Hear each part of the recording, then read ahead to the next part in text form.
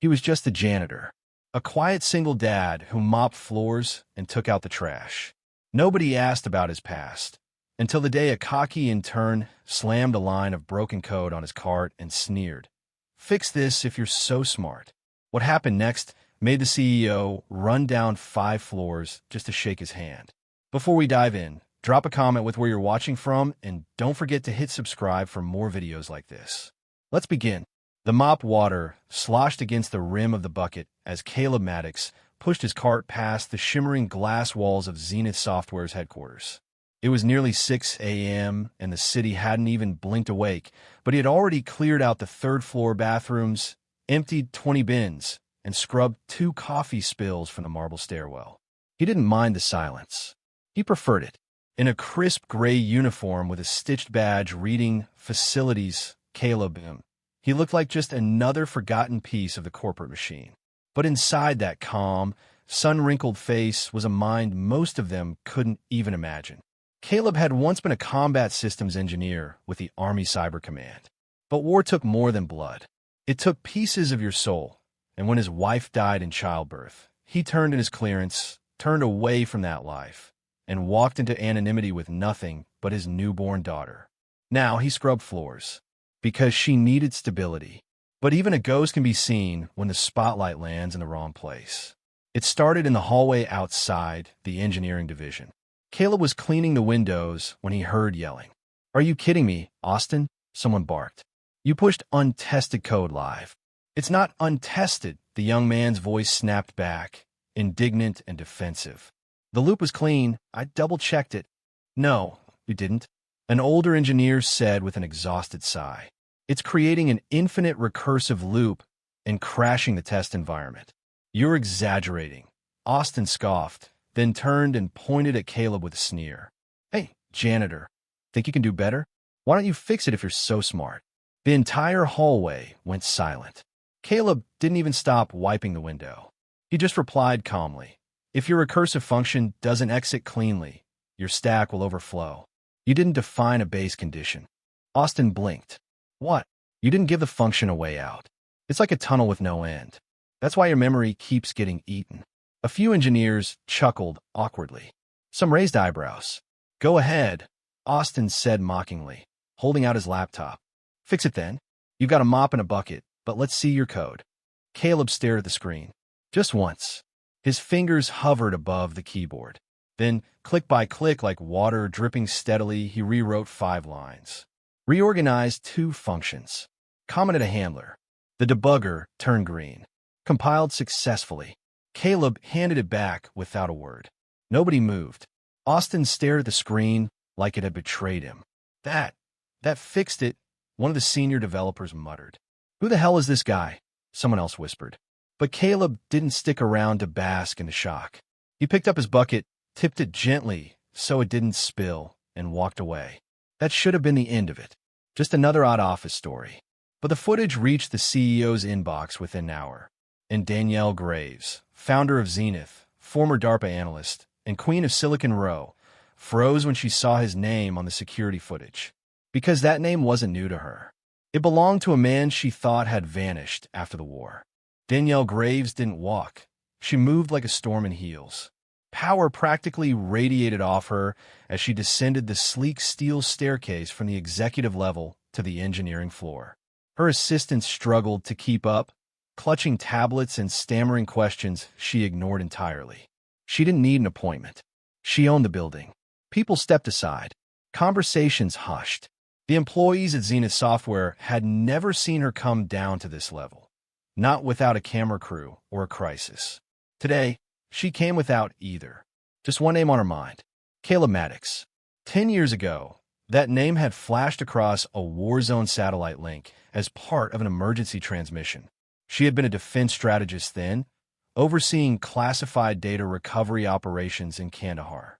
The mission was falling apart until a bleeding soldier on the field reprogrammed the AI threat detection system using a hacked tablet and what looked like chewing gum wrappers.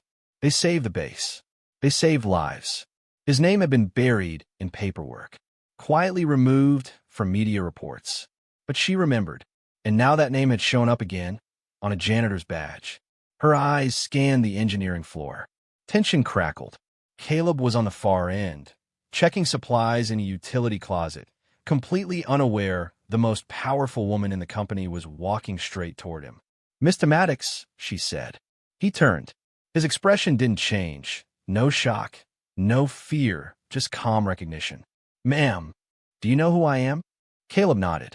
"You're the CEO, Danielle Graves. Your quarterly burn rate is 8.3 million, but your product velocity's increasing." That caught her off guard. "You've been watching us? I clean your conference rooms.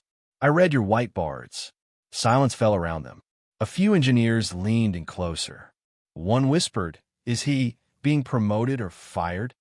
Danielle didn't answer them. Her focus stayed locked on Caleb. "You debugged a failed alpha build in less than 90 seconds this morning," she said. "The intern you embarrassed comes from a $200,000 per year Stanford pipeline. Do you know what that makes you?" "Unemployed," he said dryly. She cracked a smile. "No," she replied. "It makes you the most valuable mind in this company. And I'm tired of valuable minds going unnoticed." From her blazer pocket, she pulled out a slim silver badge, temporary access to the executive level, and held it out to him. "I want you upstairs." Now, Caleb looked at the badge, then at the mop in his hand. He didn't move. "I'm just here to work," he said finally. "You are," she replied. "But you've been working beneath your worth for far too long." Still, Caleb hesitated. Danielle's voice softened. "You once saved 30 lives in a desert bunker with nothing but a cracked tablet and bleeding hands. You think you don't belong in a glass office because you mop floors now? Maddox, people like you don't work for the system. They fix it." Something flickered behind his eyes. Maybe pain, maybe memory, maybe both. He slowly took the badge. "I'll finish mopping later." She nodded. "No rush. We got a new code base that needs rewriting. And you've just been made lead architect of Project Houseian." The name meant nothing to the crowd. But to Caleb, it was the same military-grade project he'd once helped design in a war zone. A ghost from his past, resurrected under corporate lights. Danielle walked beside him as they headed to the elevator. Her voice was lower now. "We've got a lot to talk about, Maddox." He gave her a sideways glance. "Yeah," he muttered. "We do." And just like that, the janitor vanished. Only Caleb Maddox remained. The executive level smelled like new leather and ambition. Frosted glass walls reflected screens full of code, projections, profit margins. And now, a janitor in a clean polo shirt, sitting quietly at a long table with 20 high-ranking staff. Caleb Maddox didn't belong. Not by appearance, not by title, but he belonged in every other way that mattered. Danielle Graves introduced him with the calm of a commander, her voice slicing through the murmurs. "This is Caleb Maddox. He's joining Project Houseian as lead architect. You will treat him with the respect his experience demands." There was silence. Then came the smiles. Fake ones. Board members with trimmed beards and $1,000 glasses didn't appreciate being told to take orders from someone who'd mopped the floor last week. One executive leaned back and muttered to the person beside him, "What's next? We promote the male guy to legal counsel." Caleb caught the words. He didn't flinch. He just leaned forward, clicked the mouse, and pulled up the failing Houseian code. It was a mess. Half-built machine learning protocols stitched together by interns who care more about flash than function. "I'm not here to impress you," Caleb said plainly. "I'm here to stop your $18 million project from crashing before beta." Danielle smiled. "Show them," she said. So Caleb did. He rewrote the adaptive feedback loop live on screen, explained every change in terms so sharp even the marketing guys followed along. He patched memory leaks, rerouted the data streams, and built a prediction model in real time. Then he looked up dead calm. "You're welcome." No applause, just disbelief. And then, slowly, a few heads began to nod. One of the senior engineers whispered, "I've never seen anyone code like that. Not since Devlin from MIT in 2012. But not everyone was impressed. Downstairs, Austin Kane was watching the meeting unfold on the live conference stream. He was fuming. His demotion had become office gossip. Worse, people started calling him the intern who got mopped. And now the janitor was being called a genius? No, not on his watch. He pulled out his phone, opened Slack, and began typing a message to the board's VP of infrastructure. Subject: background on Caleb Maddox, urgent concerns. Attached was a .zip file. His plan was simple: discredit the janitor before he took root. Back upstairs, Danielle handed Caleb a card. This is your badge. Your office is across from mine. Your daughter can join the in-house school program anytime. Caleb raised an eyebrow. You looked into my family? I don't hire ghosts, Maddox. I hire people. Real ones. He pocketed the card and walked toward his new office, unaware of the storm about to come for him. Because Austin had just sent the wolves after him, and the board was hungry for blood. 2 days later, everything shifted. Caleb was in his office.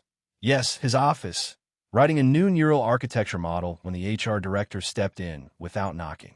Her face was tight, expression unreadable. We need to speak. Now, she said. Caleb stood calmly. What's going on? She held up a tablet with a single document on it. There's been an anonymous report submitted to the board, alleging you falsified your military discharge papers, lied on your employment application, and accessed restricted code without authorization. It hit like a punch. He didn't even blink. That's a lie. That may be, she replied. But perception matters more than truth around here. Security was already outside the door, waiting, like he was a criminal. They didn't arrest him, just escorted him out. As he left, the stares from his co-workers burned into his back. Confused, judgmental, uncertain. He caught a glimpse of Danielle at the end of the hallway, her face stunned. She tried to follow, but legal blocked her. He's suspended under review, they told her. Pending investigation. It had worked. Austin's email, full of half-truths and cleverly manipulated screenshots, had sown doubt. He'd found old documents from Caleb's Army days, ones Caleb himself had forgotten to update when applying, ones that, taken out of context, made him look like a fraud. And now he was gone. By that evening, his access was revoked. His badge was deactivated. And worst of all, someone called Child Protective Services on him anonymously. Said his daughter was living with a mentally unstable man with a violent past. They came knocking at 9 p.m. Caleb, calm and composed as always, let them in. He had nothing to hide. But that didn't matter. They told him they'd temporarily relocate his daughter to a monitored home for a week while the case was investigated. He had no say, no lawyer on speed dial, no family nearby. His daughter sobbed as they took her. That was the moment Caleb broke. He collapsed to the floor the second the door closed behind them. Not from weakness, but from the unbearable pain of watching his only light vanish.